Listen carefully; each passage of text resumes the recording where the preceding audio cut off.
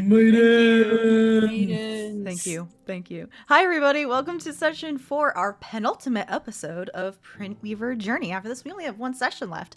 Hi, I am Mare. I am your storyteller, game master, and I use they, she pronouns. Let's go around, say hi, who we are playing, and then we will go into a recap.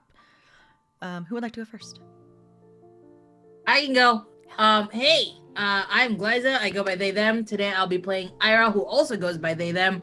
I'm sure Ira does not have any hidden traumas that will be revealed today. I'm pretty sure that. I'm sure they're just completely normal who likes writing giant monsters for fun. There's absolutely no reason why they're obsessed with that. There's no trauma behind it, and nothing's gonna be revealed today. We're all good. So hey, that is me. Next. Who's next? I will speak. Okay, perfect. Hello, my name is Lamar from the Lamar the Con guys. I go by he, him pronouns. I am playing Kaida, who goes by he, him pronouns, because I'm an original thinker. Yeah. Everything will be good. We're gonna love this adorable bird Kaida has, as he looks like Idris Elba, but acts like Michael Cera.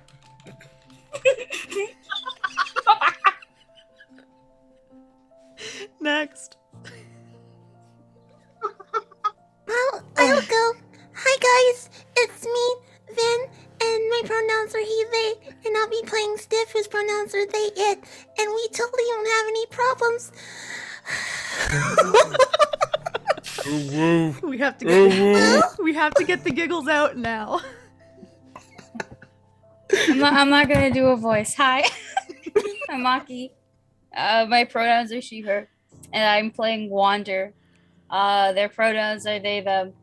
And together we make one trauma bundle that you can get for the low price of $6.99, like $6.99. Damn. That's some cheap trauma. I know, right? You can get all of that baggage. I think I cost more than $6.99. No, I don't. I'm a cheap bitch. I think Southwest charges more for baggage than $6.99. Yeah. All right, and I think for our recap of last episode, because it's been a couple weeks, is going to be Kaida / Lamar. If you would be so kind. So we arrived in like this new city after I arrived in the new city, and then like two of my friends arrived back in the new city. That'd be Ira and Sift. And we decided to go like, hey, we should probably go check out the Printweaver temple, because like death is a thing that happens, even though I don't like death. These two seem to be down with it. But anyway, when we got there, we realized like the Printweaver person, the one person that weaves the prints, super dead, my dog. Like they were like, oh, here's all the ink on the floor. And like, we was like, that's not good. But like Ira met like a priestess or something of that area, and they was like, oh, this is my really good friend. Who would ever kill this person? We was like, that's shady as hell, my dog. But we still took on the mission, and we tried to figure out who was like doing the bad things. And so we went to this little festival in town, right? And we went to this festival, and we tried to talk to people, but we have the collective personality of a rock. So like, Ira got some donuts. I think Sif like threatened somebody's lives, but I was like, there's some street urchins on the street. They probably would like money to do whatever street urchins use money for. I'm hoping food.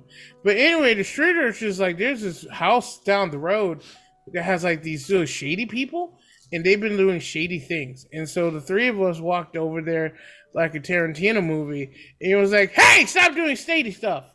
And they was like, your mamas. And so we decided to like kill them. Well, we killed one of them, and then we killed one of them The rest ran. One didn't have the chance to run because we stabbed him, threw him off the top of a second-story building, and then threatened and like tortured them until they told us that like the place where the priestess was, that's where all the bad things are happening. So I wrapped up this now cold dead body, walked it to the priestess with Ira. Sift was doing something else.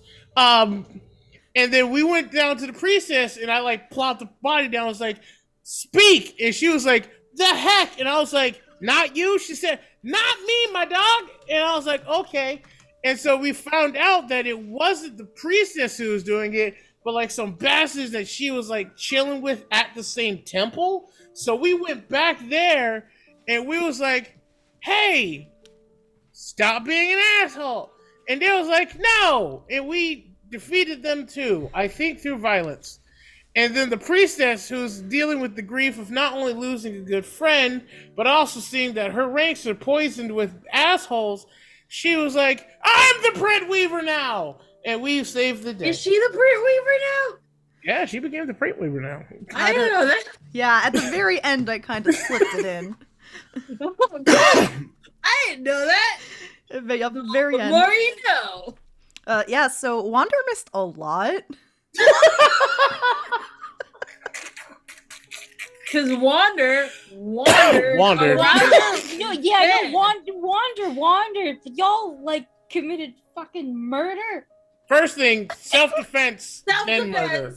Self-defense, then murder. Self-defense, then murder. The murder was done feel not by everyone.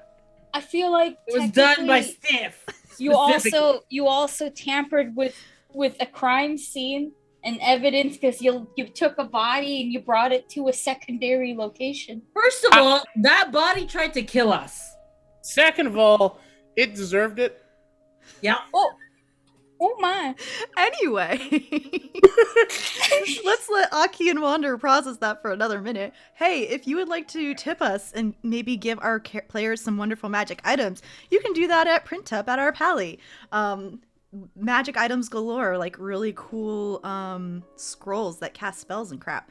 But anyway, after the chaos of last session, where the four of you came upon this destroyed and murdered Printweaver, discovered that a organization of spellcasters and some Printweavers, though it is a mix, called the Magnus of Cycles, a little offshoot, wanted to see if they were capable of bringing the dead back to life for travelers that died. But the only way to see if their magic was able to do so was to make sure there were no Printweavers to get there first.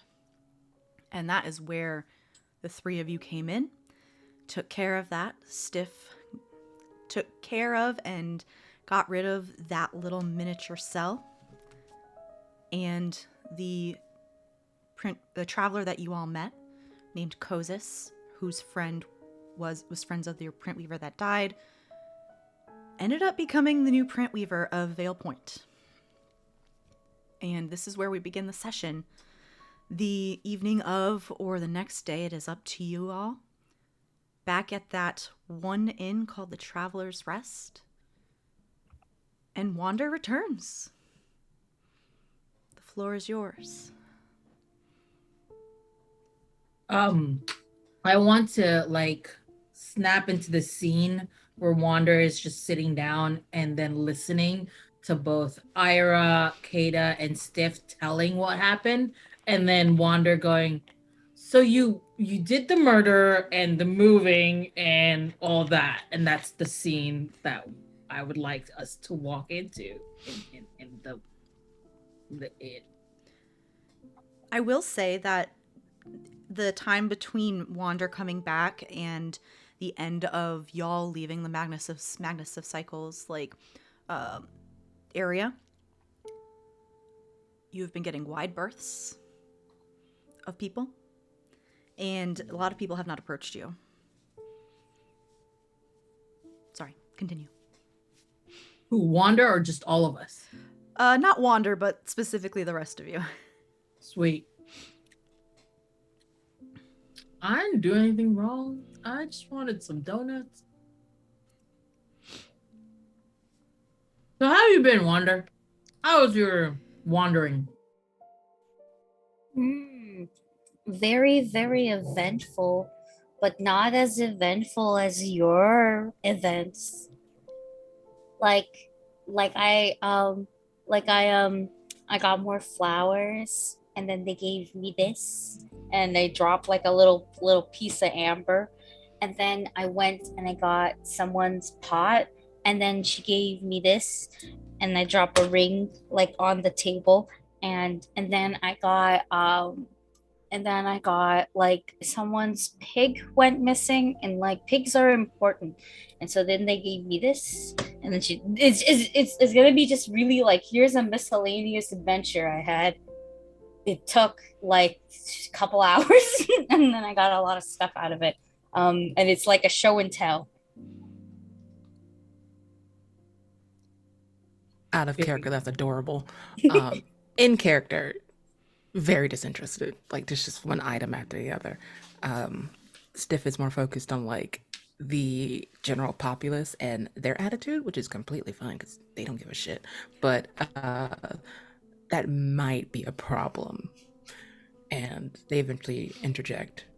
Unfortunately, we should probably get moving.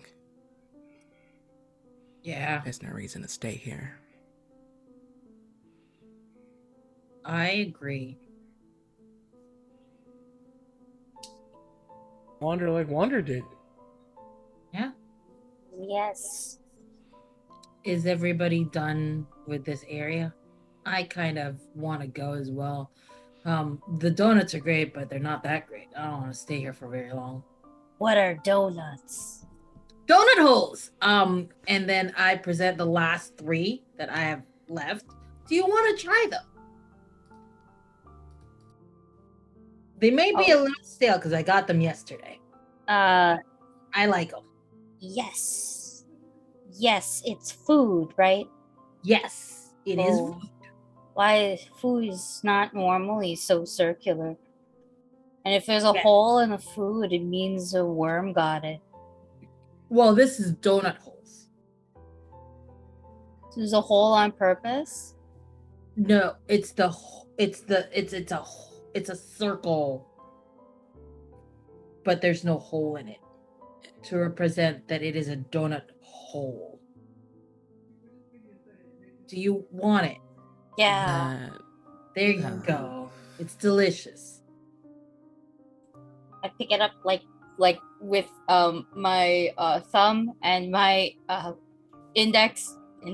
pointer. Yes, it's all the same. I pick it up with fingers, and I think I squeeze it a lot because I'm trying to figure out the texture of it before like I rip it up into little bits and like shove it in my mouth like a squirrel.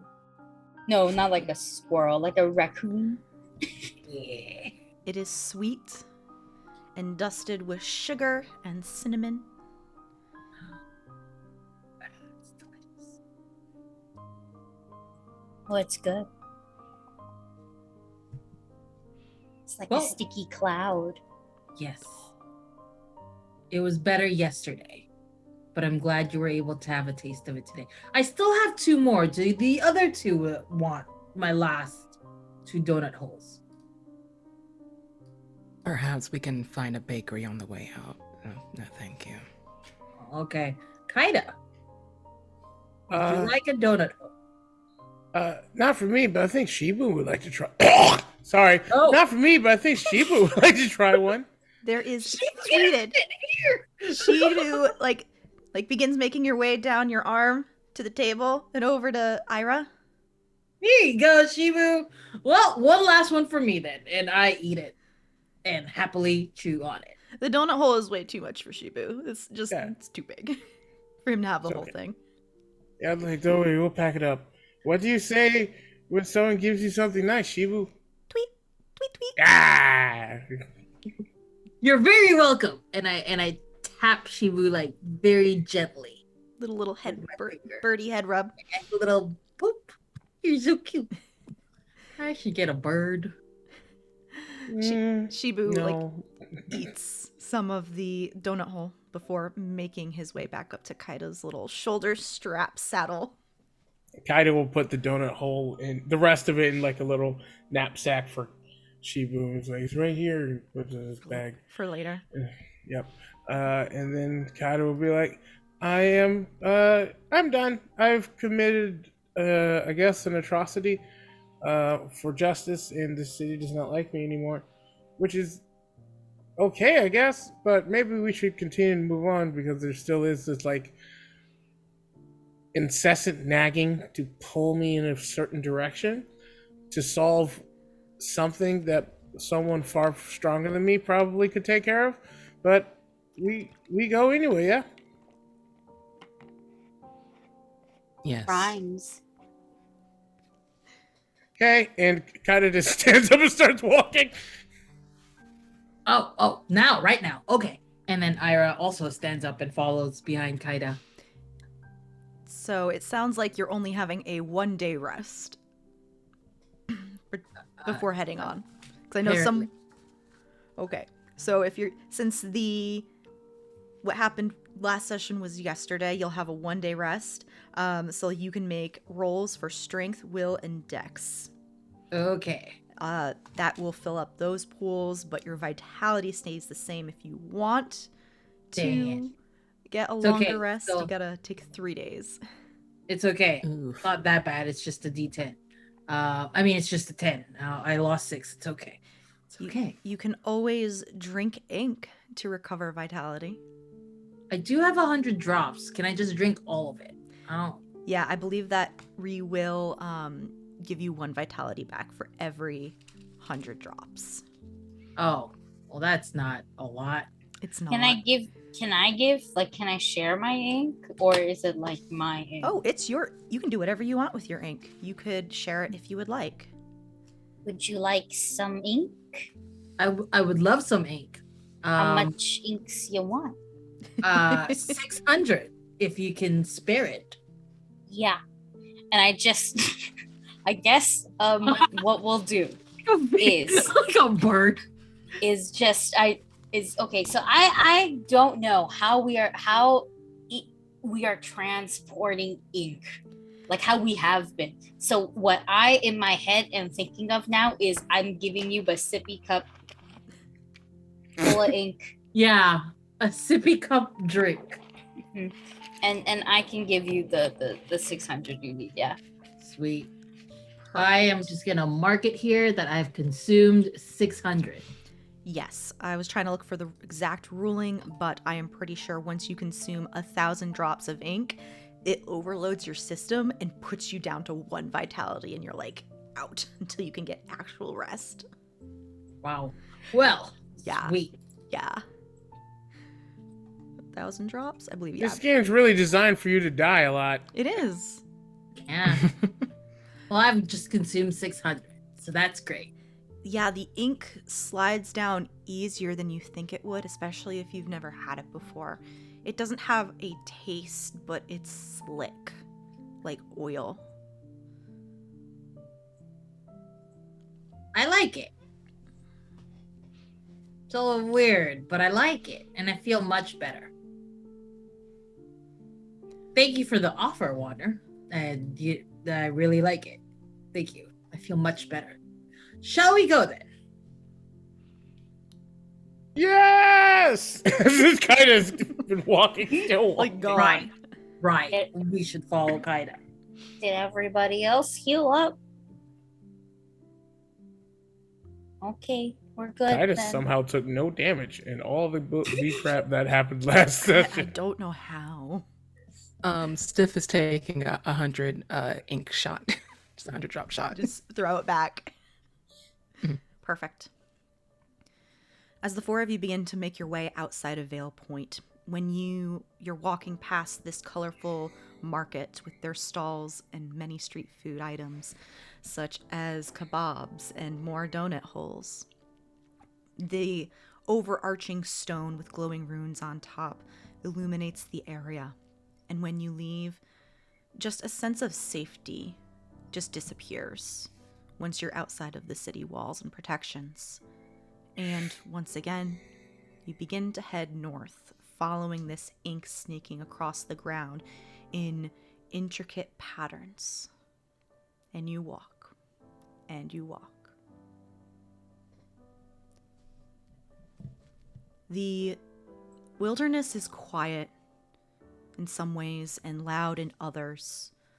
You hear less birds and less wildlife chirping and chittering at you, and a lot more of the undergrowth shaking as creatures of large size stalk unsuspecting travelers. Not necessarily you, but just in general. One day turns into two. This field turns into a rocky land. And eventually, you find yourself at a gorge, looking down upon a snaking, rocky stone maze from above. And these inks that are coming from your fingers and snaking north lead right into that and past that, continuing where far, far, far in the distance you see a mountain range topped with snow.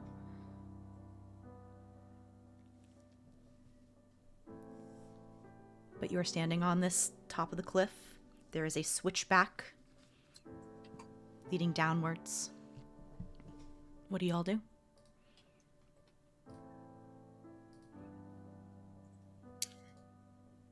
This is ominous. It seems we have no choice. Yeah. Wander, Yeah, Wander. Yes? don't be your namesake, please. You got rope? I used to have rope. I don't have it anymore.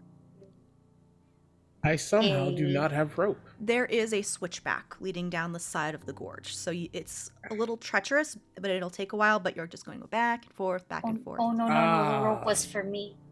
Oh. So I don't wander like a baby leash. Wait, And I only have to hold hands. Are any of you... Oh no, we have to hold hands. Oh, no. Are any of you looking at No. Are any of Stick, us you what? totally hold Wander's hand just so that Wander doesn't wander. this? Are any of you looking at My the, hands are spoken for. Are any of you looking at the maze? Yeah. All right. Anyone who's looking, just roll me just a will check, please. Oh crap. Ain't got no You meant strength, will. right? No. I No, was my gonna say, dear. aren't we like Maybe a some will-less dexterity? team? You definitely meant. This is a really easy check, I promise. Well, Yeah, I but I'm rolled pretty a sure one. everybody has one dice. Someone has two, I think. Oh, we're gonna die. If this is a will game, this is how we finally die. This is how we die. This is how we TPK. Yep. All right. Did anyone else look and or roll? I don't think Wander's looking. I Didn't think roll. Wander is hyper focusing on not wandering. What'd you get, Vin? I don't have will. Oh, you I can know roll we a can do a chance challenge die. roll, but I'm just gonna stay oblivious. You can roll a chance die if you'd like. That's what I meant. Oh, okay. Oh, that's Okay, what I that's what rolled. Kaida did. He chanced it. Rolled one. Okay. Are you rolling, A Glyza? 5. Yes. Okay. I am rolling. What are we rolling again? Just will. Will, I have 2 of that. We're I knew good. someone had two. That is me. I had to.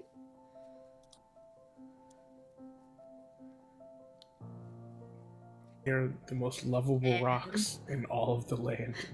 I have a 10. I Okay. rolled a 10 and a 6. That's two That's- successes. Sweet. When you're looking down at this maze, you realize that this is not a maze, it's a labyrinth. And when you're looking at how everything moves and how the paths like split, you realize the paths don't split. It is one path, and this is something called a unicursal labyrinth, meaning there is one route to follow. And in the very center, you see a large center clearing. And there seem to be 2 entrances. But there's no splits. There's no dead ends. It's one way forward.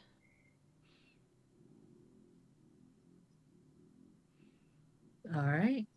I feel like we should follow this path to get through this maze. Shall we? So you're telling me I could wander and we'll be fine? Yes. Get your hand off of me. No, I'm joking. I'm joking. We're holding hands. We're holding hands. I've made a commitment to hold your hand, no matter how sweaty it gets. Okay. And you're holding the good hand too. Okay, so it's not sweaty and you're not like you're no splinters. Okay. Who's holding whose hand? think- Wander and I Steph are think- holding hands. Yeah, I think. Oh, are we? Oh, wait, I'm holding hands like this. Yes, actually. Who? It doesn't matter who has the hands now. I am spoken for. Oh, my hands are spoken for. I'm sorry. I'm not holding anybody's hands. I Why love with do all you- this excitement. Stiff is like stiff. Like they're their namesake. Why do your Just- hands need to speak? They don't. They're just spoken for. For who? Who speaks for your hands? Mara.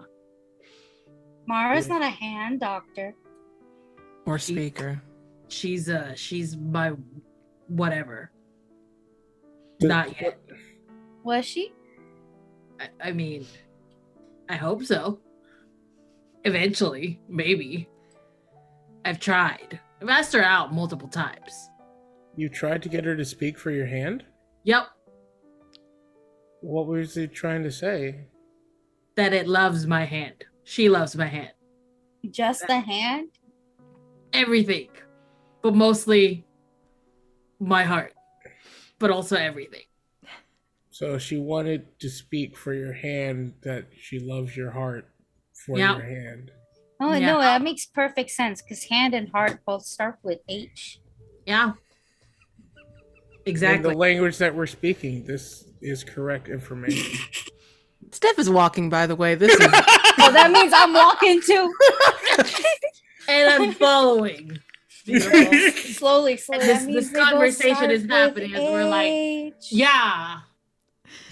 You begin to I make- can't believe I'm the most normal of all of us. It's great. I'm usually Kind not. of normal. He just doesn't understand what hand speaking is. our favorite himbo. He's an adorable man. The 4 of you plus Shibu make your way down this switchback.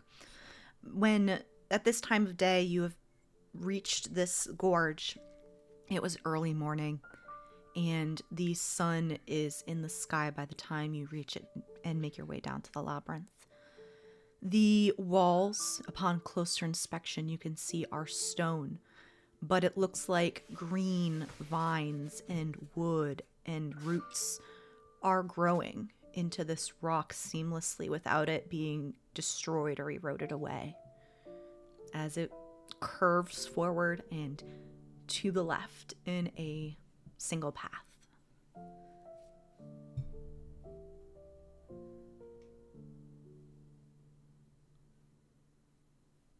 Keep walking. Okay. The 4 of you walk, and it's a long walk before you realize anything that is amiss. At some point, there is a mist that coats your feet and is cool to the touch. A fog covers the sky, blocking out the sun.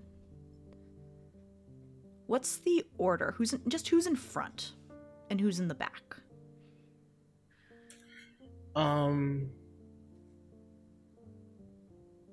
I'm thinking Stiff would be in front, and Yeah. then Wander, and then I'll be right behind them.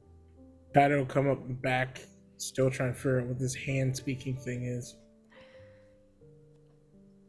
As you're continuing to walking and this fog begins to rise, Stiff, you don't really notice anything as you are focused on the path ahead and the touch of Wander's hand in your own. Kaida, from the back, you can see this mist growing thicker and thicker before you can barely see the three of them in front of you. And then all of a sudden, Stiff, you and Wander, you don't feel anyone's hand in yours anymore. And you are all lost in fog, the presence of no one near you, with the exception of Kaida with Shibu on his shoulder, who is very close to your neck and hair and just kind of hiding. His feathers are as slicked down as they can get. Kaida will move his hair, which is long braids, so that it kind of like blankets Shibu. And you also will take time to like strap them in. Perfect. This is the Queeps. We're going to start with Vin and Stiff. Stiff. As you're walking, the fog begins to lift, and you realize that what kind of weapon and armor do you wear at this exact moment? Let's see. I know I have the Enforced Shroud and a longsword. So medium armor and a heavy weapon. Okay. As this mist begins to clear, you realize that you feel a little different. This protective armor that you normally have is gone, and the familiar weight of a weapon at your hip or your back or wherever you keep it is not there. You feel more light on your feet as you feel younger. And you see a crowded street of houses packed together. A little dingy. And you are where you grew up.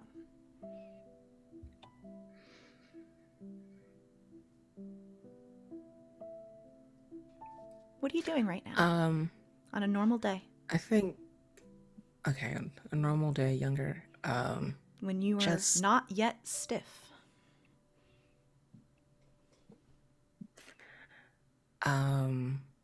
Ivy would be just wandering the streets, just moving. They don't like sitting still. Just not necessarily going any place, just letting their feet take them wherever. Your feet wander on regular paths that you know. And this goes on for a little bit as the morning passes, before all of a sudden you hear the little slap, slap, slap of familiar footsteps rounding a corner, and you hear a familiar voice yell, "Ivy!" And you see your sister, Iris. What does she look like? Hey. Practically, if you take Stiff, young, but even smaller, just a tiny little firecracker of a person. Also white hair. Instead of like the length, it's like right below her ear. Look. And she pushes her hands out towards you, and in her hand are a couple very small, half-eaten, stale loaves of bread. I found food. Score. Amazing. We should probably put that someplace because we don't want to fight for it. I don't want to fight for it. No. I'm glad I really you don't did want to fight what for you it did. either. What's the plan for today? Now that we got something to eat. I mean, if we can just stay out of trouble, we can just find a corner today and just sit there for all I care. I know I don't like sitting sucks, but just stay still. I think a still day would be beneficial to both of us, and we can enjoy bread. We never have bread. Are we gonna sit and beg, or are we just gonna sit? think just sit. Okay, that's I mean, fine. I'll figure out something else later when you rest, but let's just have a regular day. Okay. We deserve it. Maybe we can play like tic-tac-toe in the dirt. Yeah. Or we can find some cards. Maybe we could train a rat. Like little Paul around the corner who got like some like a little string harness and kind of has been trying to get them like a little across a tightrope. Think we can steal his rat? Out of trouble. We're straight and narrow today. Okay, straight and narrow. So we have to find our own rat. Yeah, we can find a rat. Yeah, you're right. Okay. Rat or raccoon, maybe a cat. I'm thinking big. This is Wicked Circus. That would be great. Do you think we Okay, can let's get see what we we can say. like entice one of the stray dogs too? Maybe when we get more food. But Okay, yeah. Rat Circus sounds lucrative. Okay. There's also the really like big beetles too that I've seen. Ooh, No, bugs though. but they're new. People haven't seen them before. And Yeah, see. Okay, but if we do it, they're your responsibility. okay, I agree to that. Okay, deal. Rat and beetle. Ivy and Iris's Rat Beetle Circus. And she holds out like she spits into her hand and like holds it out to you for a handshake. And they spit to it a wet, dirty slap. Okay. Okay, well, we can Okay. start making plans for that and like get them tomorrow since we're taking a rest day today, right? Yes. We can find the least infected corner. And like, I just starts walking, kind of just looking around, like between stalls and alleys and storefronts. You do get chased off a couple times. Yes. Normal. It's normal. Mhm. Eventually, the two of you and your sister, find a secluded corner, one that isn't already taken up by other young urchins or beggars. And you share your bread that Iris was able to procure for you today. And are Yeah, able we're to... not asking questions. No, you don't ask questions. You get food where you can get it, regardless of the means. And in comparison to other days, you have a feast. She was able to get like 3 small rolls. One of them only had a single bite in it. No bugs, surprisingly. It's a good day. Shit.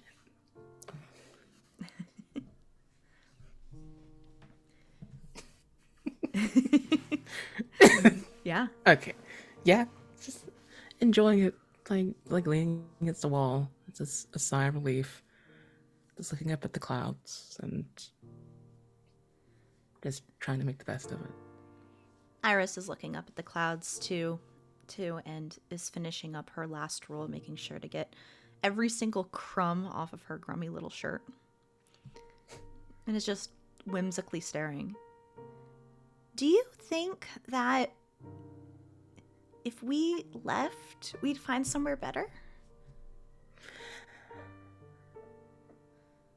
I mean, I don't want to be overly optimistic, but I don't want to be pessimistic either. I mean, maybe. I mean, I know there's better places. I don't know if there's better places for us. Maybe we can just live in the clouds.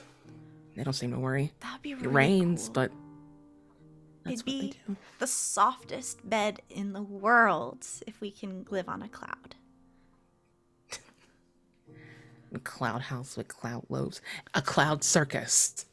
A cloud circus. We would be Why am I so rolling bent in on circuses coins. today? Rolling in coins and ink if we did that. She stands up. She has this like really gross tattered cape, which is already 2 sizes too small for her. And she just kind of like stands up and like holds her arms out to the side, like as if she is a magician, and does like a really dramatic bow and does a little spin. And here we have our lovely little rat who is going to run across the clouds, hopping from one to one. And our beetles. I don't know what they're going to do yet, but it's going to be really cool and everyone's going to love it. Yeah, and they're gonna love you too. You too. Listen, I'm not a face. You're gonna take. I'll be in the back. I'll count the coins and the ink. And you can in our clown carry circus. everything because you're strong. Okay. Fine. Fair. Okay. And she lets out a sigh. Okay. I think it's almost time for bed, and tomorrow we can get those rats and those bugs. Right? Rats and bugs. Rats and bugs. Let's start thinking of names. I'm bad with them, so I'm gonna need your help there. I got it. Don't worry about it. You want to just stay here? I think this is fine. Like they kind of took their head out to survey the area and give a look back. I don't know. I smell rain on the air, and there's really no cover here. You and your Petri Icker. Okay, let's go. Right. And they just spring up. Okay. I think the back door of the inn might be a good place to get a little overhang. I didn't see anyone earlier there this morning, but it's the first place we usually look, so. I mean, if we go now, we should be fine. So All right. let's just. There really isn't much for them to like gather up. So Okay. All right. start marching. Let's go. And she begins to make her way ahead of you, kind of just nimbly walking over loose stones and like potholes in the road, waving to other folks and urchins that you just know and are familiar with. And as you're making your way to this local inn that doesn't even have a name and is just honestly a room where people sleep and pay some coin to have a roof over their head to stay out of the nasty weather, when you hear a scuffle far ahead and your sister is several paces ahead of you and she is just skipping along, but you hear fighting and yelling as people are yelling, "Thief, thief," and people are pushing their way through and throwing people out of the way. One of those people is your sister, who hits the ground hard. Iris? Hi. Just like they couldn't get it still well, and they're running. They should have been running faster. They should have been paying attention. They should have done something. And they just race over to Iris. Iris is on the ground and bleeding. And with head wounds, they bleed a lot. And she is dazed and quiet as she looks up at you and her eyes cannot focus. Hey.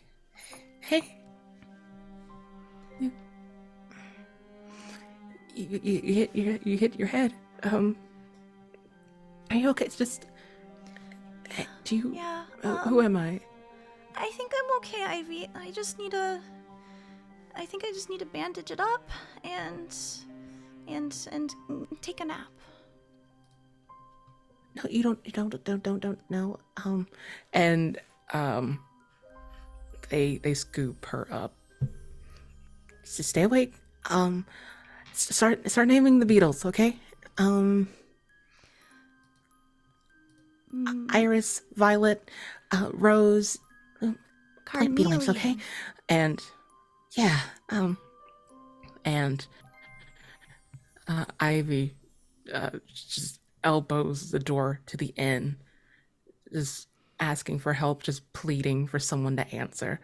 And if they don't answer far enough, they just go to the next door and the next door, and they're trying to help name flowers and things for the bugs and the rats for their cloud circus, and just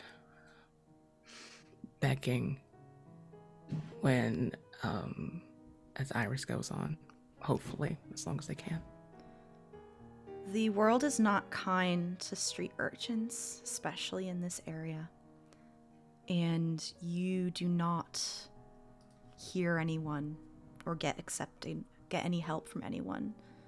You, more often than not, get chased out as your sister is trying to name names, eventually just quietly mumbling before she's quiet.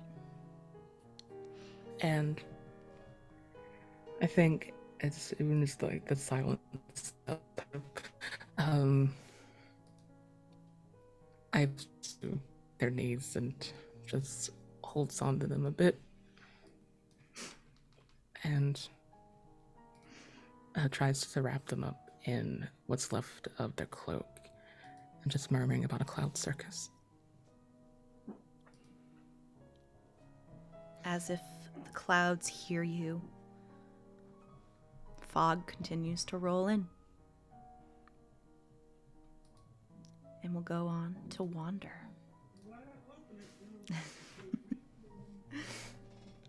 Oof. Oof. Wander, same as everyone else, you eventually realize that you're no longer holding Stiff's hand as this fog and mist rolls in. And you also feel younger. Tell us a little bit about the place and small locality that you grew up in. Oh, it's a tiny village almost. Not like, I wouldn't say that it's like a village. Rather like a small town. And it's a small town in one of those really far off locations. So like everybody who lives here, it's a rather rough go. And so what do you call it? They're all like sturdy, hardy people. But when something bad happens, it's like magnified more than what it really should be. But that's just simply because of how difficult it is to travel. Do you have any live family at this point in time here? Oh, yeah. I think Wanda has a small little family that they probably can't remember much of. Honestly, it's probably like if they were to think of like faces, it's like there's pencil mark all over like the top part. It's just like miscellaneous woman, miscellaneous man, miscellaneous figures, just that nice pencil scribble. But like, I know who they are. Wander knows who they are. And what do you do on an average day in this small little town? Alone. Because people don't associate with you. People give you odd and cautious looks, and in some cases, outright disdain. And it is not uncommon for them to see marks of protection being made in your direction as you pass by. I think Wanders wears like a cute little paper cutout mask, just kind of tied around their face. And their parents are definitely the ones who started the bandage tradition. So they just kind of walk around looking like looking like they just walked out of like a hospital mid treatment.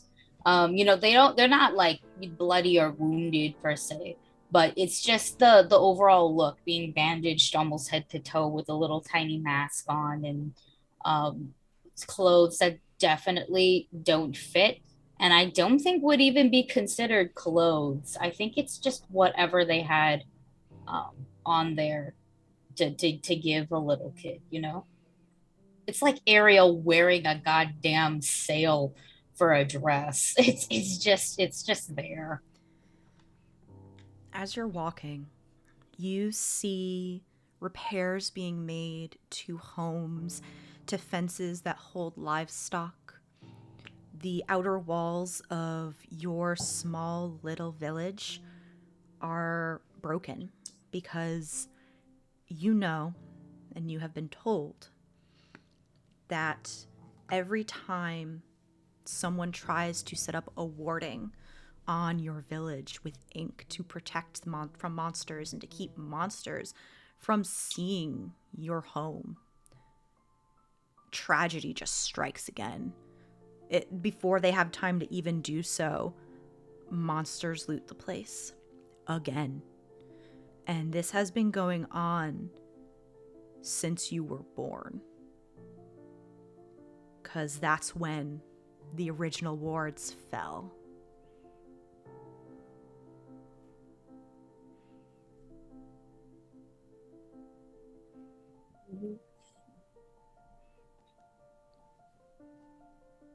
Yeah, I think that's something Wander knows very well of, to to the point where I don't think they've named Wander. Or if Wander has a name, Wander doesn't remember. Wander just knows you. So like when they talk about them, it's just you, so it's okay. Um and so what Wander would normally do is probably not go near the main um village areas. If they do, it's very briefly, just to get like just across to the other side. But Wander just like takes a stick and draws in the sand, or collects rocks, or grass. It's like stuff to keep them occupied until they get hungry, and then they have to go back home to eat again, and then go back out. So days filled with listlessness. Yeah, just like miscellaneous existence. I am here. You are there. As you are drawing in the ground, as you are wont to do during one of these days, excuse me, you feel a presence behind you, which is very odd. I will turn to look. You see the local smith, who you would know to be named Marver, looking down at you with their face guarded and quiet, kind of looking at what you're drawing in the dirt. Are you drawing anything specific, or Rabbits. just rabbits? I think I saw a rabbit the other day, and it's like, oh, that was nice. Rabbit forever.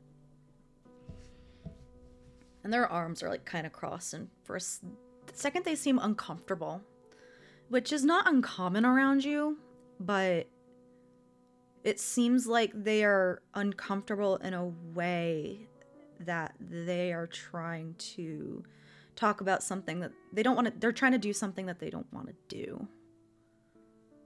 And they just like wait for a moment to see if you say anything to their presence. Oh, I probably don't say much. I probably say nothing at all around this time. It's probably a lot better if I don't say anything. The same way that kids won't play with me because they're not supposed to play with me. So I don't talk to people unless I don't talk to people. I just don't think I do. Yeah. In that case, they do wait a second before just uncrossing their arms and just shoving their hands in their pockets. And this is just under 6 foot, just starting. They're like they just started like doing full-time smith stuff, so they're still pretty new. Just left their apprenticeship. How long do you plan on staying here?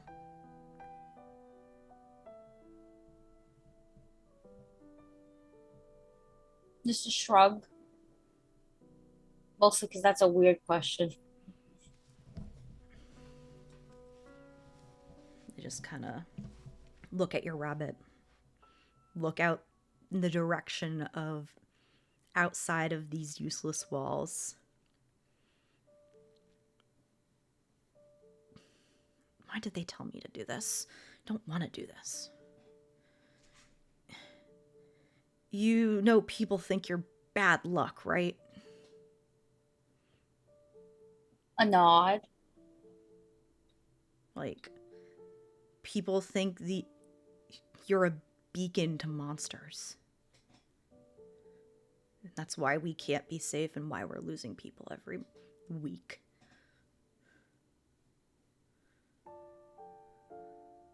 More nodding. Yeah, it's like you're stating facts. Yeah. Mhm. Are you going to stay here forever, or are you going to travel like travelers do?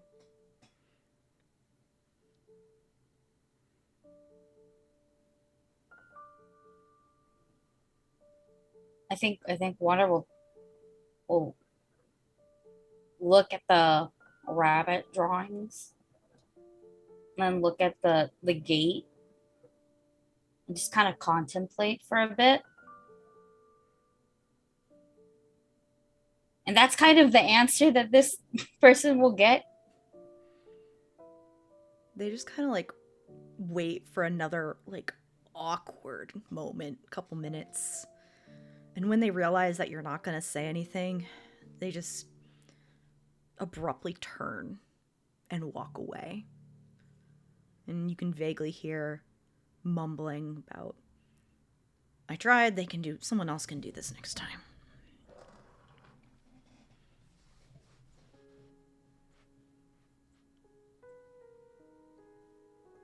What do your continued days look like?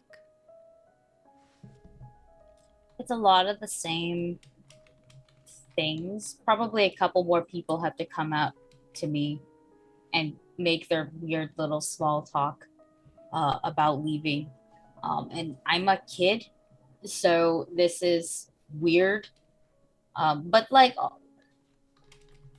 also not. I'm not sure. I think for Wander, it's sort of like okay. Well, they're saying this, so it has to be true. That kind of thing.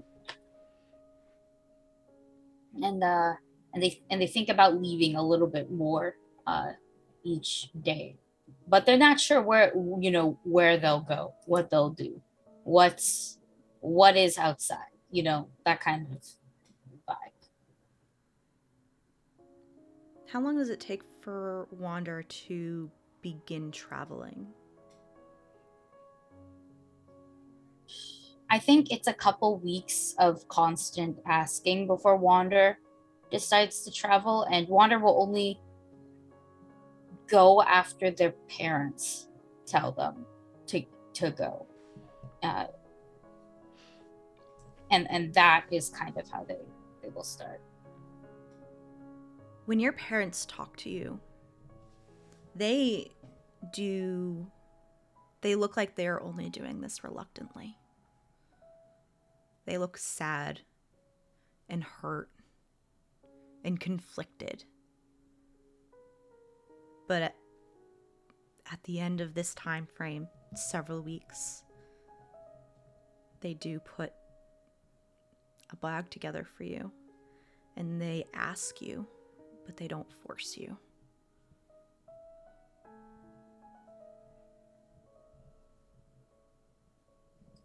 Then I think Wander will take the bag, and I high key think it's like just here's a stick, like a walking stick, and then here's like a bag attached to the stick, so you're holding it like that. That is the kind of bag Wander has, and just will before they go, I think they will straight up take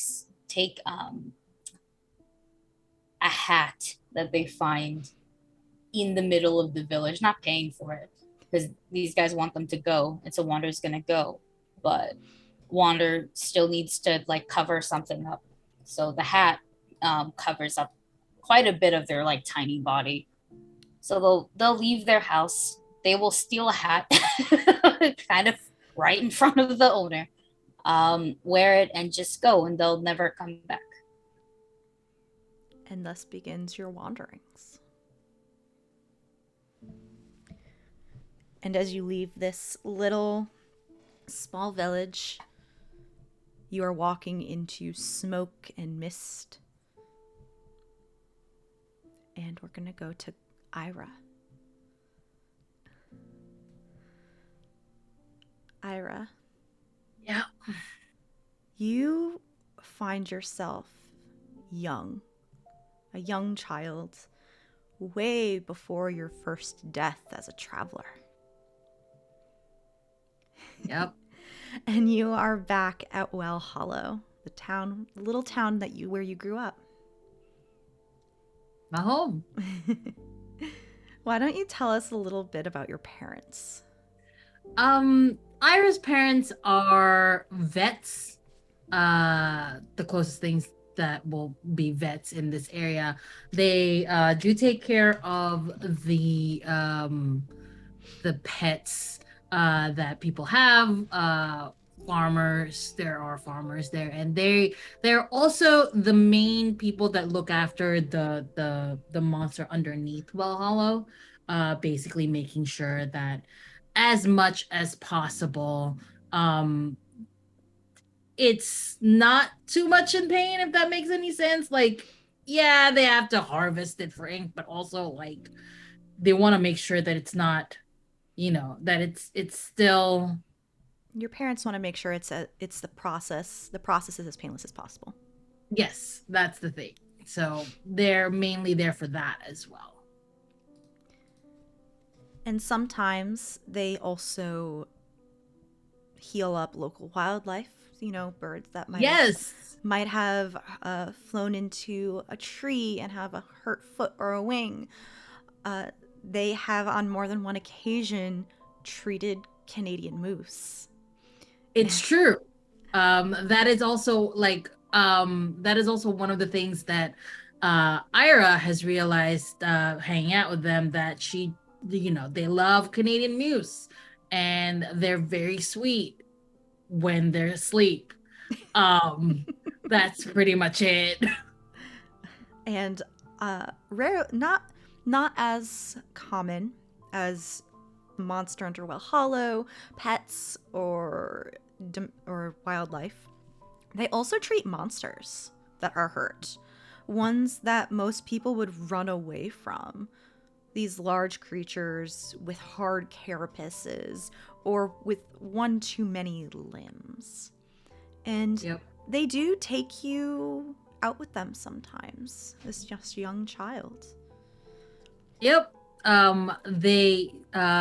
It's always been fun for me to see monsters. Like, sure, after the monsters have been healed, they take plenty of steps back so that the monsters don't attack them.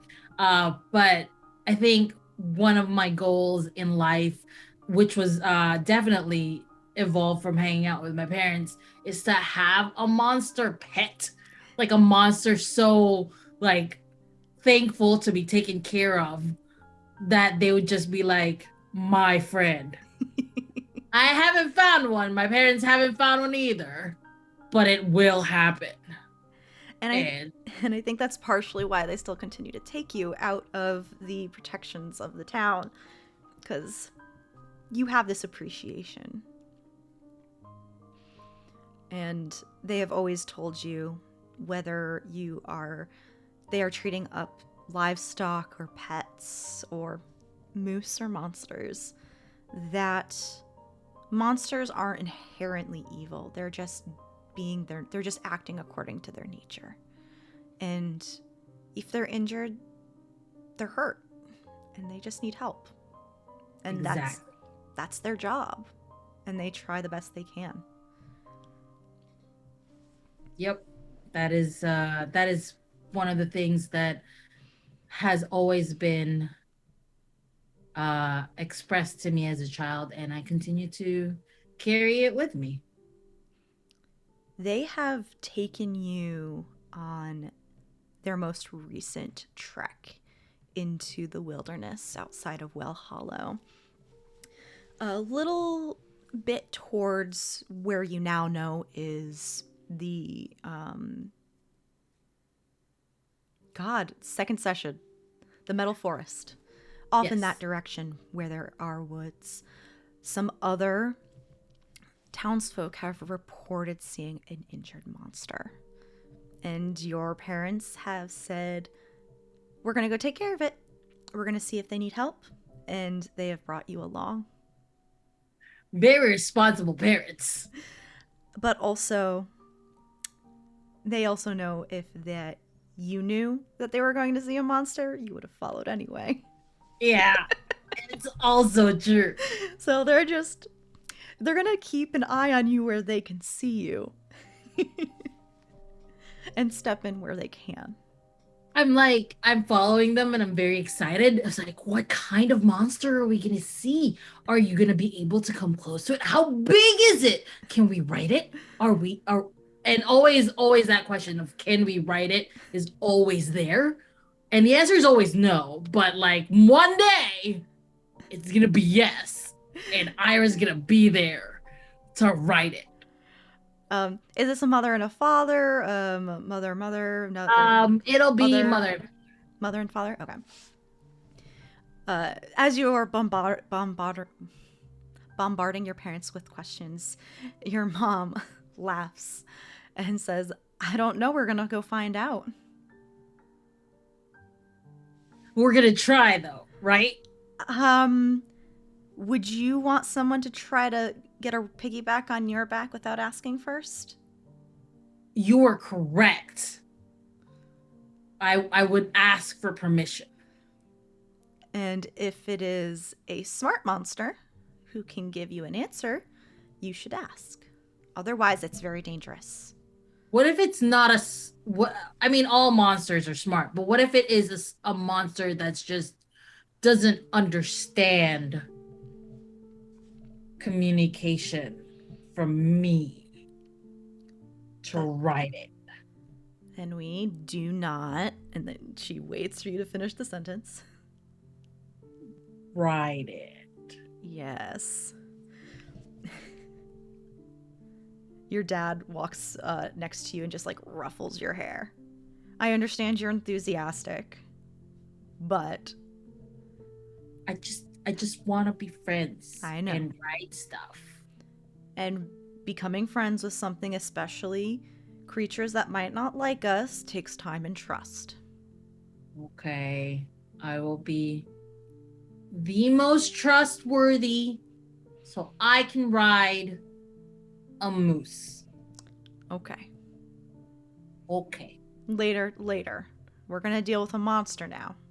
Oh, right. Monster. Yes.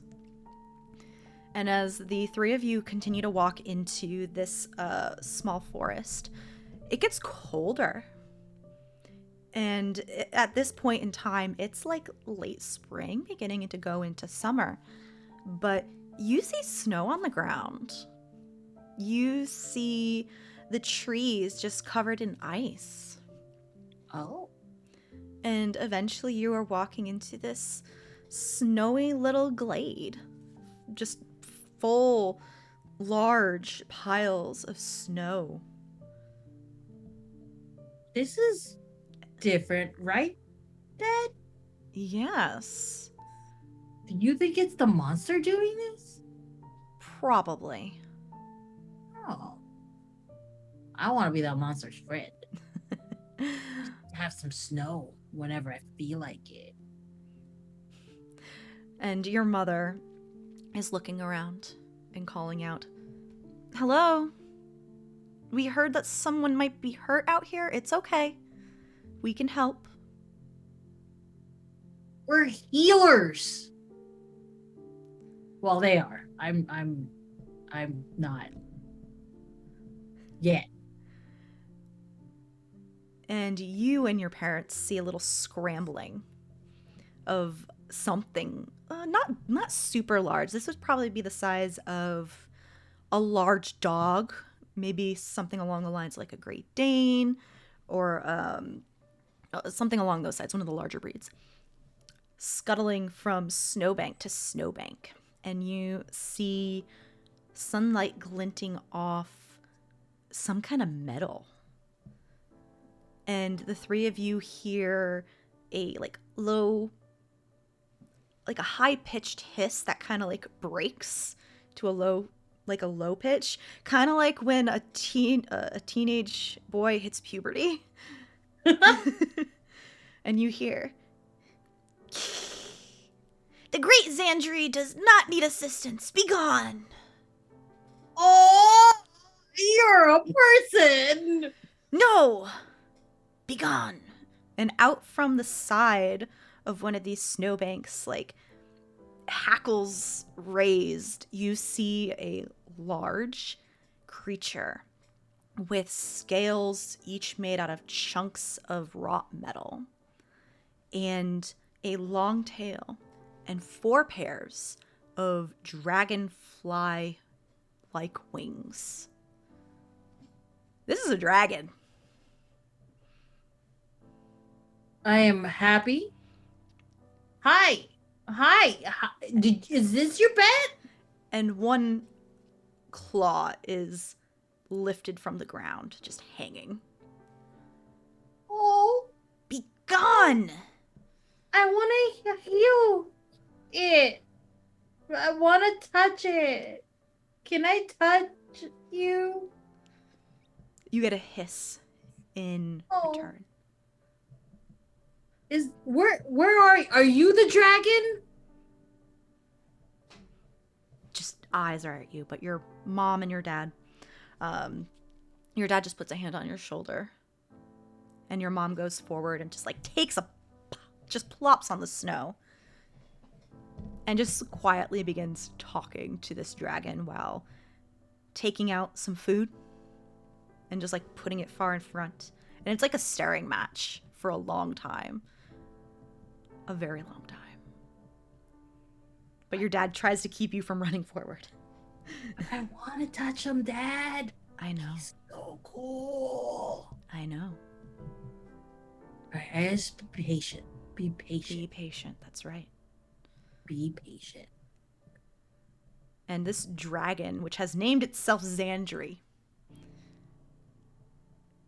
eventually has a cautious conversation with your mother. Like, who are you? What are you doing? Why should I trust you? Before eventually it slowly makes its way forward and just holds its hurt claw, which you can see is like a little broken, out to your mother.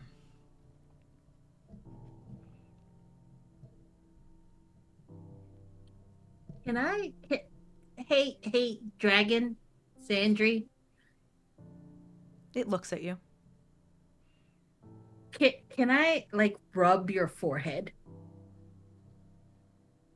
It turns its head and does like a large exhale snuff, and you can see ice blow out of it. If so you cool. must. I do, and like it's a nice patting motion. I get to touch it. I am like a child, so I'm young. adorable.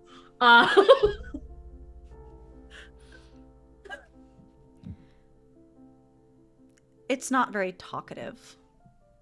It's okay.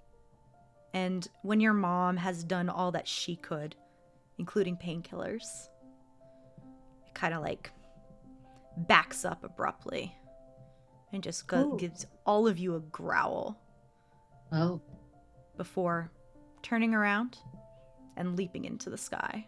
The 8 individual wings fluttering above it as it flies away. they're so pretty. Xandri was his name, right? Yeah. They're so pretty. Hope I he's- wonder what he had to go through to be so aloof like that. I don't know. Could be them. It could have gone through something. But Hmm. we did good. Yeah, he did.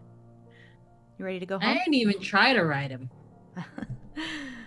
He might have turned you into a popsicle. Yeah. Be worth it though. All right. Do you want to walk home or do you want to be carried home? Carried! Always carried. Carried. And Carried. your dad will pick you up while your mom gathers the supplies that she did not use or like the extras. And the three of you go home. Days pass like normal.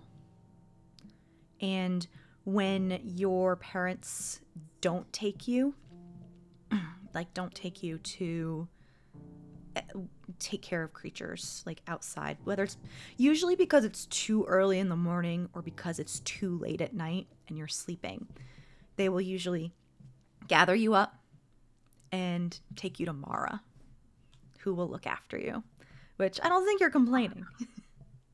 Mara! There was like a handoff late one night where your parents hand you off to Mara sleepily, and they both give you a kiss on the forehead. We're gonna be back in a couple hours, okay? We heard some people got Okay. hurt. We'll see you when we get back, okay? Okay. Bye. We love you. Love you too, Mom, Dad. And I'm barely paying attention because I'm already cuddling over at Mara and just be like, bye. And you're back to sleep. In the morning, they don't come back.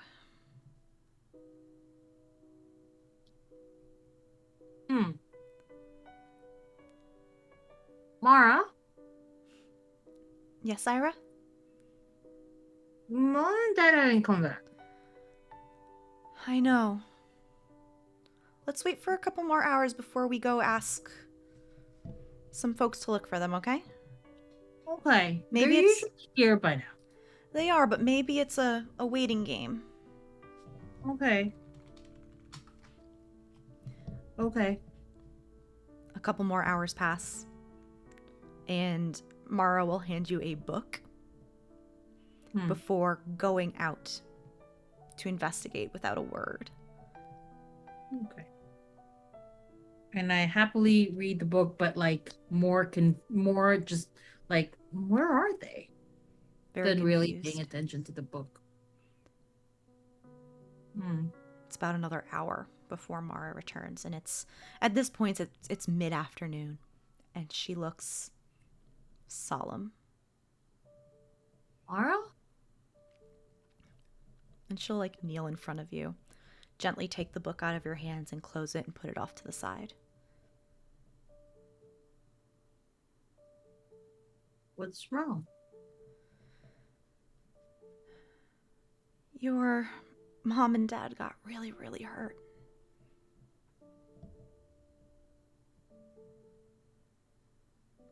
Where? Out in the forest. How? It looks like... I don't know if I should tell you. It's not pretty, and they didn't make it. They got hurt.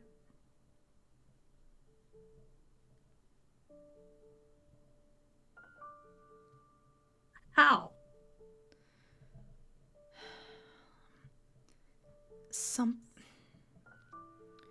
Something was chasing a herd of moose. And they were in a stampede.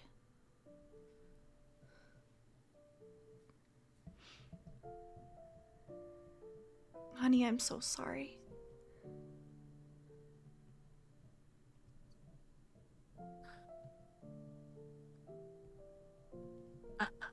I want to see them. Please? If I say no, are you going to sneak out? Probably. Okay.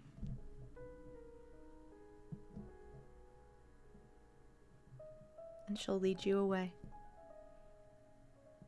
And once again, the smoke encompasses you. And we're going to take a quick break. Everybody will be back in 5 to 10 minutes. Everyone, please take a rest, get some water, some food, and we'll be back soon. No, shit all die. Hello, everybody. We are back from break. We have one more scene for all you lovelies, and it's Kaida's. Kaida. God. Would you like to tell us a little bit about where your home is and where you've decided to set up to live? Kinda found kind of like this little nomadic village way deep into the woods one time, using them to trade off goods that he's found, skins, pelts, and things of that nature. And he's visited this village enough times that he decided to like kind of settle down there. It was good hunting grounds.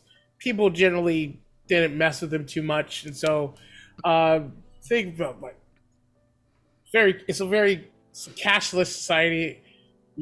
I give food, you give me straw, you help build house, things like nature. And he found like a little plot of land on the outskirts of town. Yeah. And you're in the process of building a house, a little hut, question mark?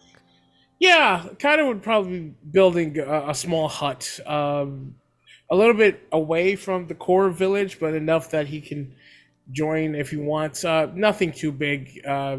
Kind of a solo type of fella, and so he doesn't really need to hold much other than his armor and his sword and whatever he's carrying on him.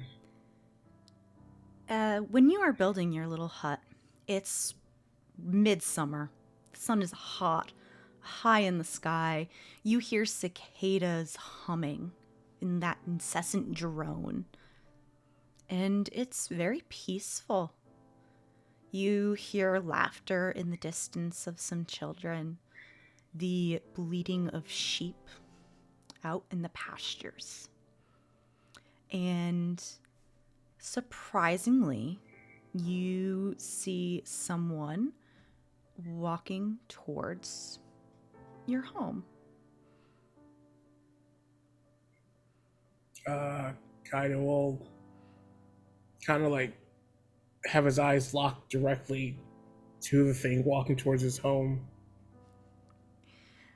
What's walking towards your home is this mid to late teens kid.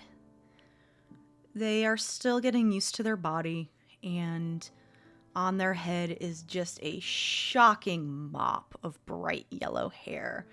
And they are carrying a basket. And when you lock eyes with them, one arm immediately goes up and it just like begins waving frantically at you. Hi! Hi, hi. And like they begin to jog to make their way over to you. Hi, my parents said that you traded some furs and stuff with them and that you were really nice and that you're really cool and you're strong. And I just wanted to come say hi, maybe hang out because I don't really have anything better to do. It's not, the sheep already got sheared and stuff. So, I just kind of hand out this basket to you. There's some bread in there and some fresh water. I also might have snuck like a small skin of wine because you're new and like welcome. And Kaido will look at it, reach out and take it, and kind of thank you. If you're bored, like I know some games, or if you have any questions, I can answer them for you. But like, yeah, welcome. And if you need help like building, I'm good with my hands. I don't know how to build, but like if you tell me what to do, I can help nail some things in or thatch a roof. Kaida just kind of like looks around and nods at them. Okay. Okay. All right. I'm gonna let. I can't stay today just because I have some chores to do. But I'll be back another day, and I can help you another time, and we can just talk. And all right, bye. And they just like wave and begin to jog off. Kaido look at the young one and then looks at his food and looks back and just rolls back into his little hut. And they don't come the next day, but they come the day after. And there's like a little like rapping at your door. Hi, I'm back. I just wanted to come say hi and like if it's okay. Sure. Hi. And kind of like leaves his little hut. Hi. It looks like you need some firewood. I'll go get some firewood for you and I can help like stack it. And like before you even like respond, he kind of walks away. Okay. And they come back with some logs and twigs and just begin stacking and like talking to you, at you about such a variety of things, like the miscellaneous gossip of, oh, little Mary like stole their brother's like favorite toy the other day, or did you know that the baker doesn't bake with blueberries, they're blackberries and stuff like that, but they call them blueberries. Right. Also this person's pregnant, but not with their partner. Oh. I care about this. Yes. And the entire time it would be like Kaido responds to like very short answer and stuff like that. And in between, whenever the little one is doing something wrong, Kaido will like just guide them to like, this is actually how you do it. Oh, thank you. Sorry. So you were ignorant of the right way. It's okay. Some people don't know better. And this kind of becomes like a routine. Like several times a week, this teen will come over, help you with things, sometimes bringing food, lots of talking about everything and nothing at once. Incessant. It's just constant, but it's not like, it's never mean, it's never harmful, it's just stuff they hear around town or that you might find interesting, at least stuff they find interesting. Right. Over time, Kaido would kind of warm up to him a little bit and offer some of the food they have, and as they work together, they'll make sure that the kid's warm and they have food and stuff like that. Still not responding much to one-word answers because can't get a word in edgewise. And one such time that they have come over to help you and talk, it's probably late summer, early fall at this point, and they're drinking some tea and water, just looking out at the fields. And then they just stop and like contemplate to themselves, and they're just like,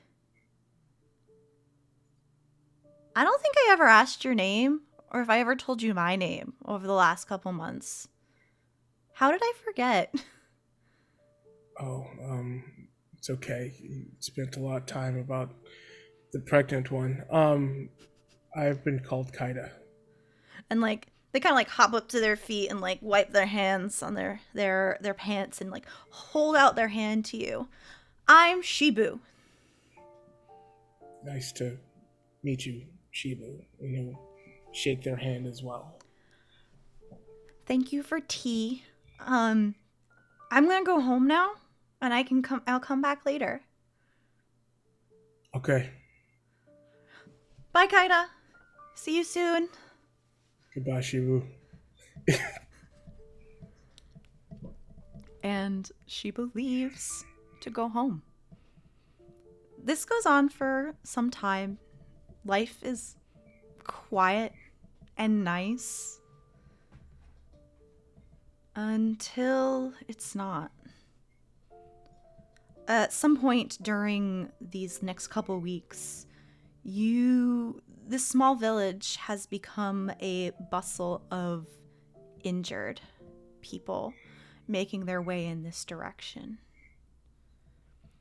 Kaida, not living directly in town itself, probably doesn't hear everything that's going on from these injured travelers coming in this direction. But their friend has all of the tea and all of the gossip and all of the information.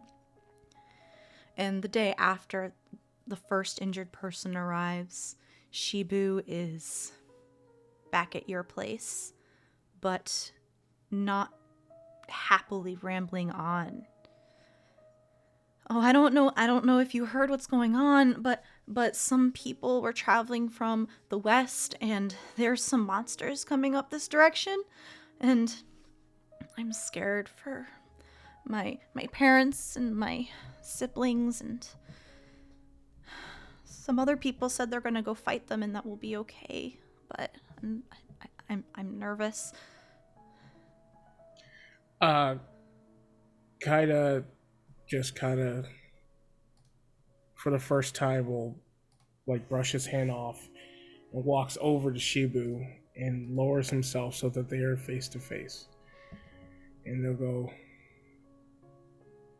Shibu, as long as I am alive, you will be safe. Like, their eyes tear up. Can I give you a hug? Yes.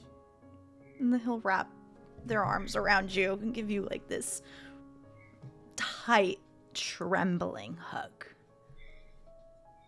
Kaida will like put one arm behind them, not both because that's awkward, but definitely will add enough pressure. I need to join the others. Assist them with this. My mom said that she's gonna go help too. Can you keep an eye on her? Yes. Thank you.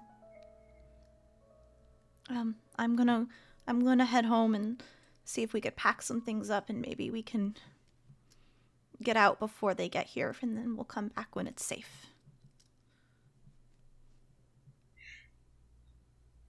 Yes. Please leave. I will be here when everything's done. Okay. Thank you, Kaida.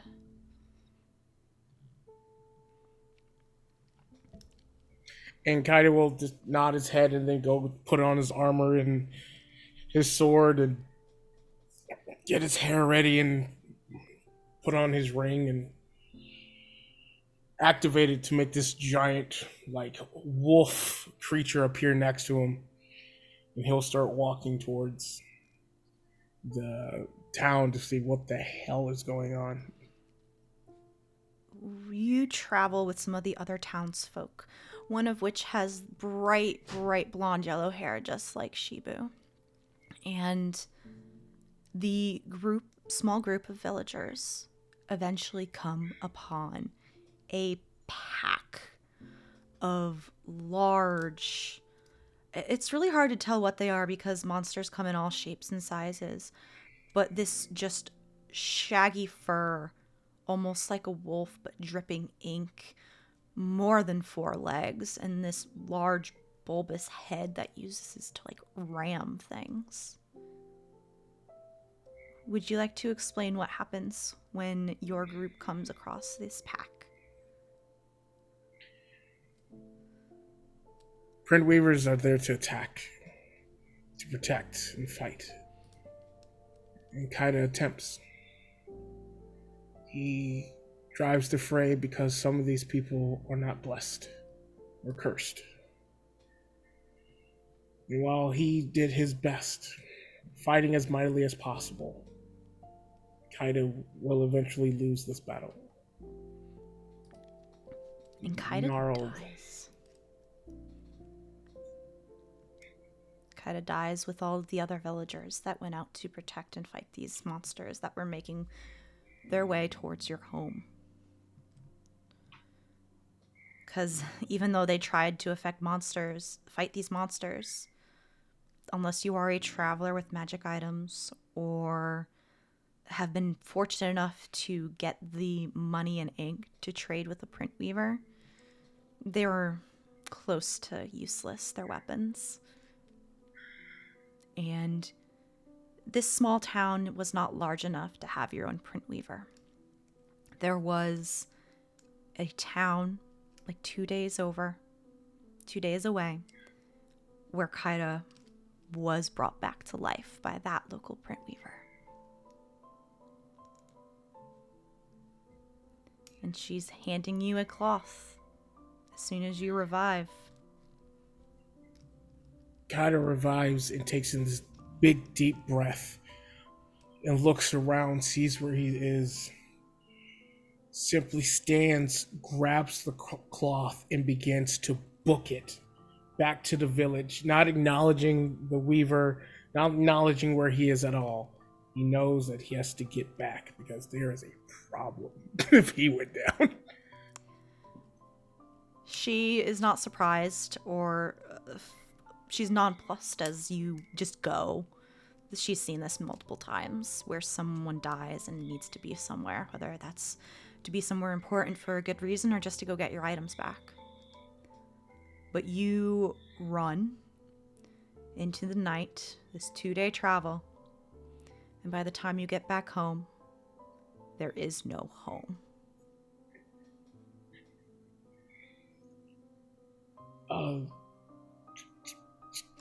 Kaida will just run around the village to see if there's anybody around and anything around, if he sees any tracks of people making it out.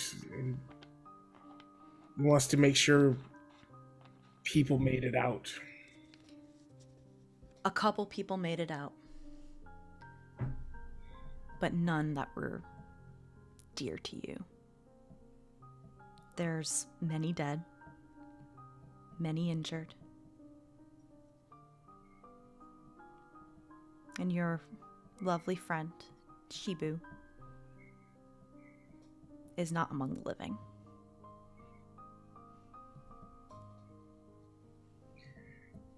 Kaida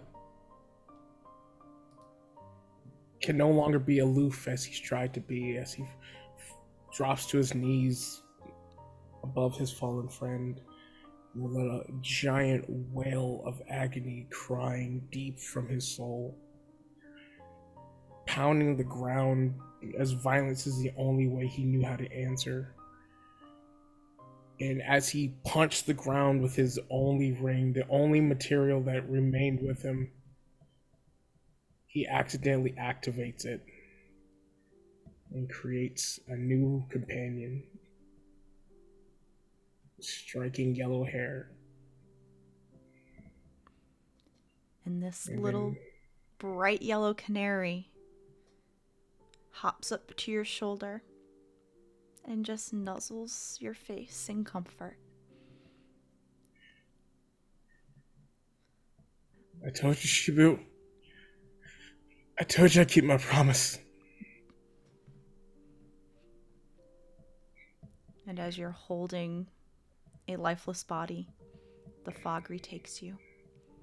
And all four of you find yourself back in this maze, upon this center clearing.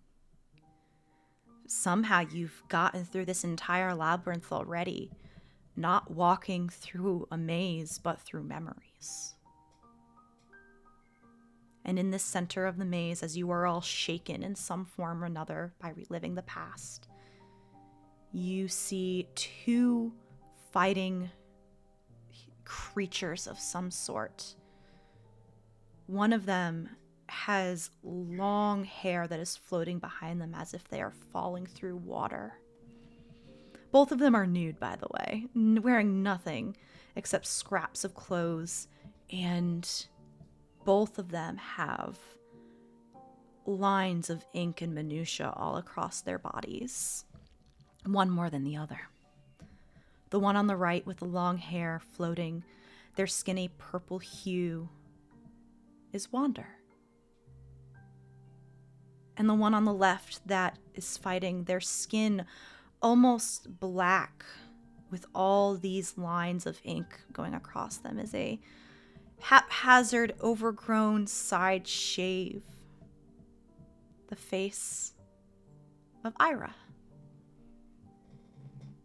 And that's where we're gonna end the session. We're gonna end a little early today. Everybody, hey, hi! Oh my. Emotional The consequences of your death are here. Are we fighting? Is it too printless? Printless. My goodness. Oh. All right. So hey Whoa. everybody, we're ending a little early today, so we're gonna go around and say, hey, hi, who we are.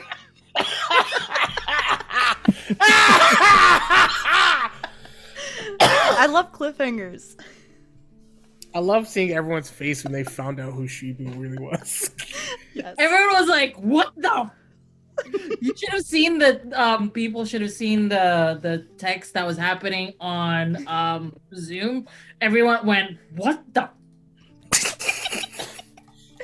Okay, so everybody, let's go around, say hey, hi, who we are, where you can find us, and what projects we're doing, and we'll get going for the day. Who would like to go first? Good. Okay. Hi guys, I'm Vin at VinFoxV8 on Twitter. I'm a voice actor, tabletop performer, and sometimes artist. And sometimes I like to give our GMs knives to stab us with. Usually I say go check my Twitter for announcements and casting calls and all that. But right now on World of Darkness, it's a Session 0 premiere of Hunter the Renegade Hunter's Garage with yours truly.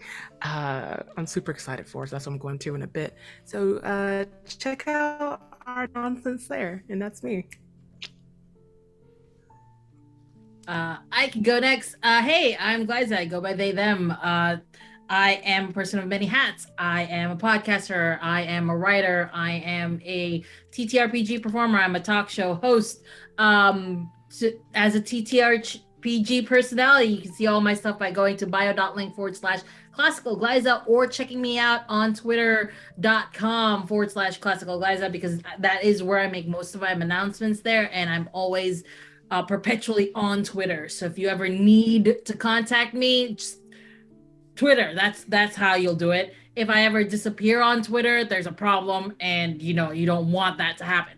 But yes, the one thing that I am currently working on, there are two things I'm working on that I really am super excited is I'm going to be coming back on TTRPG as Fior. Fior is the sort of villain in Avatar Reclamations in TTRPG, the first season. And they love my character so much that we're doing a redemption arc, and I'm getting Zuko'd.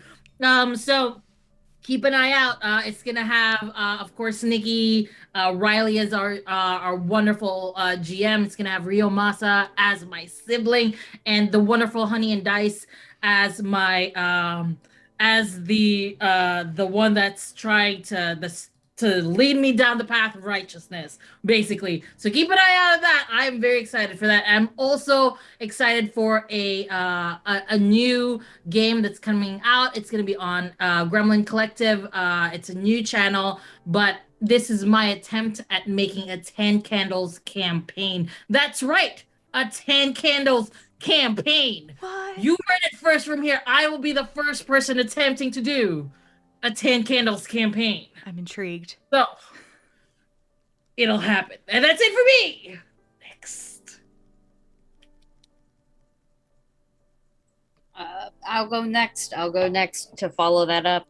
So I'm Aki. You can find me all over the Twitterverse at Akinomi_art, where I do a lot of things, so many things. In fact, you can catch me on Mondays at Nat 20 Productions, Mondays 8 p.m. Pacific.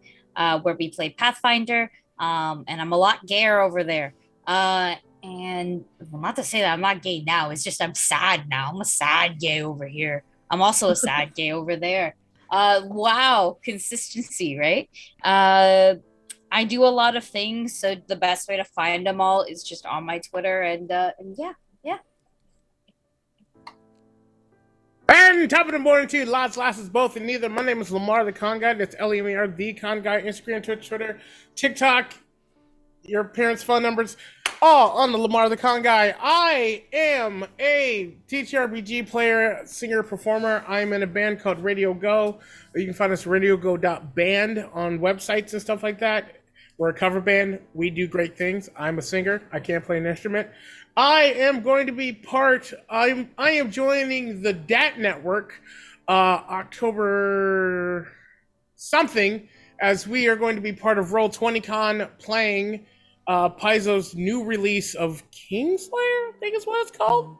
So make sure you check that out. There's actually going to be 2 black people on that one. Shocking. What else am I doing?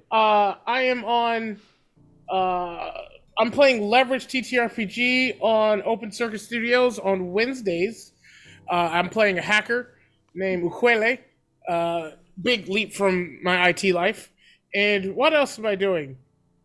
I'll be at Anime Pasadena November 19th and 20th doing various panels and stuff like that. I'm starting to play more Vampire the Masquerade because I love it so much. I have an offline game, but if you know anybody who wants to play Vampire online and willing to deal with my crazy ass playing a Malkavian, let me know. And hi, I'm Mare. You can find me on Twitter, Archmage of Dice. I am currently running this for one more session next week at 1 p.m. Eastern. I'm also in an Avatar Legends game on Valdrian's channel at 6 p.m. Eastern on Fridays, and on Saturdays, right after this, at 6 p.m. Eastern on the Sword and Key Twitch channel, we are having our Season 2 premiere of Horizon's Call, our nautical-themed campaign where I'm playing a Centaur Rogue. Please check out the channel. We have a charity game player application open right now for Extra Life Weekend, and we have on Mondays at 9 p.m. Eastern our flagship campaign, The Mind and the Martyr, and every other Thursday we have Camp Carnage, our Monster of the Week game. Right now what we are going to go do is we are going to go raid D&D Jordan Lee, who is running Dungeons & Dragons Ampistrano. So everybody, please go give some love, and we will see you soon. Bye.